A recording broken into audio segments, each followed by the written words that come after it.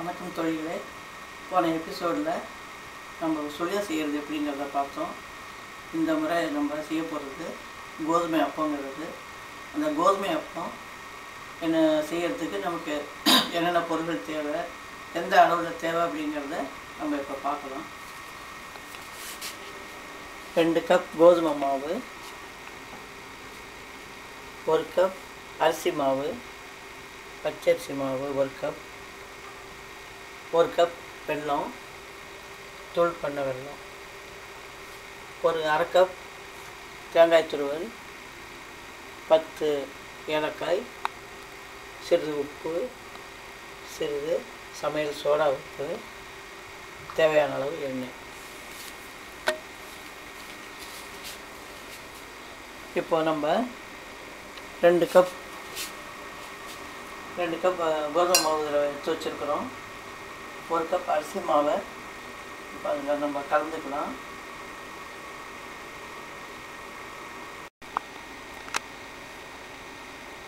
இதுக்கு தேவையான அளவுக்கு உப்பை நம்ம அதில் போட்டுக்கலாம்.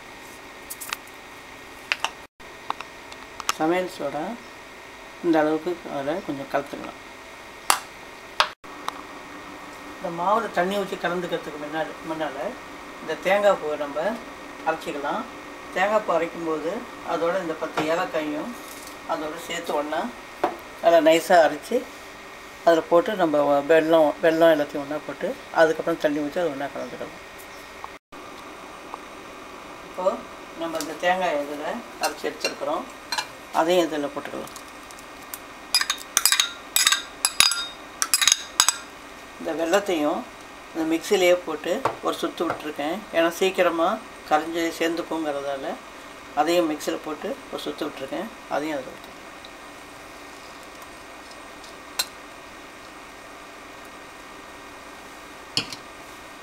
இப்போ இதுக்கு தேவையான அளவு தண்ணி விட்டு கொஞ்சம் கெட்டியாக மாவை நம்ம இப்போ கலந்துக்கணும்.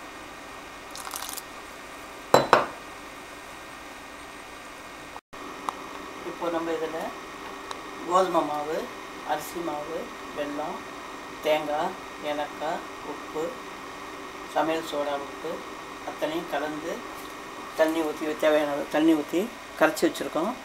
இந்த அளவுக்கு திக்காக கரைச்சி வச்சுக்கணும்.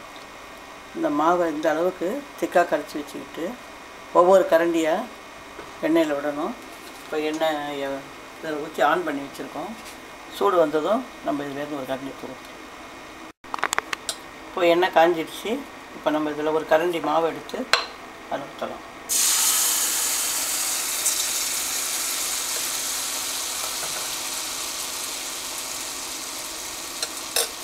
இந்த மாவு கொஞ்சம் ஊற்றி 1 நிமிஷம் கழித்து மறுபடியும் அடுத்த கரண்டி ஊற்றினா ஒன்றோட ஒன்று ஒட்டாமல் தனித்தனியாக நல்லா வரும்.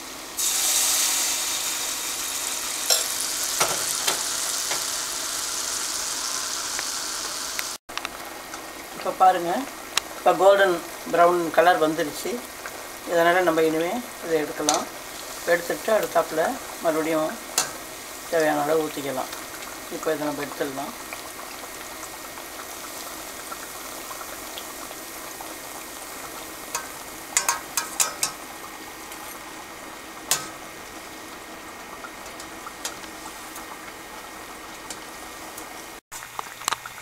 இப்போ கோதுமை அப்பம் ரெடி ஆகிடுச்சு தோழிகளே.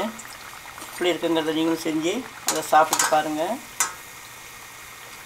ரொம்ப சுவையான இந்த அப்பம். நீங்கள் எண்ணெய் அதிகம் சேர்க்க வேண்டாம்னு நினச்சிங்கன்னா இந்தியாவில் இதுக்கு குழிப்பணியார சட்டின்னு சொல்லுவாங்க. அது சின்ன சின்ன குழிகளாக இருக்கும். அதில் கொஞ்சோண்டு எண்ணெய் விட்டால் போகும். அந்த குழிப்பணியார சட்டியில் இதே மாவு ஊற்றுனீங்கன்னா அதிக எண்ணெய் நமக்கு யூஸ் பண்ண வேண்டிய அவசியம் இல்லை. எண்ணெய் அதிகம் யூஸ் பண்ணக்கூடாதுன்னு நினைக்கிறவங்க அந்த குழிப்பணியார சட்டியில் இதே மாதிரி கொஞ்சம் எண்ணெயை ஊற்றி அதை அந்த மாவை ஊற்றி மூடி செஞ்சோம்னாக்கா அதுவும் இதே மாதிரி சாஃப்டாகவும் நல்லா உப்பிட்டு நல்லா வரும். நீங்கள் அந்த மாதிரி வேணாலும் செஞ்சு பார்க்கலாம். இதை பாருங்கள், இந்த உள் பக்கமெல்லாம் எவ்வளோ சாஃப்டாக இப்படி கூட விட்டு நல்லா பொசு பொசுன்னு இருக்கும்.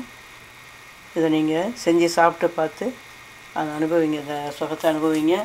அடுத்தாப்பில் வேறொரு பலகாரத்துக்கான ரெசிபியோடு உங்களை நான் சந்திக்கிறேன். நன்றி, வணக்கம்.